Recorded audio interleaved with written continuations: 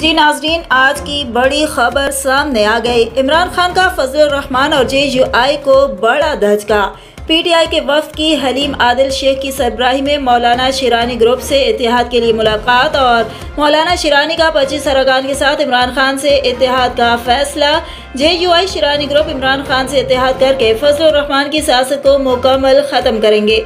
ये आप देख रहे हैं कि मुलाकात में PTI के वफ्द की शिरानी ग्रुप इस्तकबाल कर रहा है। आपको ये बात तो पहले से ही मालूम है कि मौलाना फजलुर रहमान और शिरानी ग्रुप में उसूलों पे इख्तिलाफात चल रहे हैं, जिसकी वजह से इन दोनों बड़े रहनुमाओं में इख्तिलाफात शिद्दत इख्तियार कर चुके हैं। अब शिरानी ग्रुप ने भी इमरान खान से हाथ मिलाने का फैसला कर लिया है और ये बात तो वाज़ेह है कि शिरानी ग्रुप कभी भी उसूलों के खिलाफ नहीं जाता।